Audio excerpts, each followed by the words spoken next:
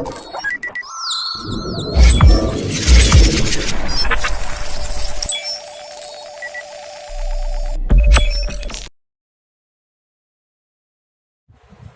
की बात होगी आपस में डील कर लेंगे, आधा तुम दे देना आधा हम दे देंगे। अरे ठीक है, पूरा मैं दे लूंगा, उसमें फिक्र नहीं, आओ खाते हैं।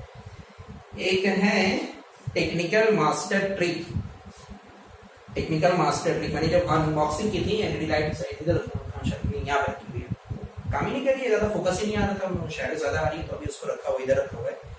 वो कह रहे हैं मेरा कंपैरिजन देखो कहां से कर रही है, एक यूट्यूबर है, बहुत अच्छे यूट्यूबर, बहुत बेहतरीन यूट्यूब की टिप्स और ट्रिक बनाते हैं, टेक्निकल गुरु जी, टेक्निकल गुरु के नाम से वो फेमस है बहुत ज्यादा, ठीक है। तो उन्होंने क्या ये कह रहे हैं कि सर आप तो टेक्निकल गुरु जी बन गए। अरे भैया उनकी 1 मिलियन फॉलोअर्स हैं, 12 लाख के करीब हो गए, मेरे तो अभी देखो मैं तो अभी ईडन में कम तो कहाँ हो यार, उनका अलग है मेरा अलग है भाई। खैर आपके इस कमेंट के लिए बहुत बहुत शुक्रिया बेटा, टेक्निकल मास्टर ट्रिक, ठीक है ना। ऐसे ही आप लोग भी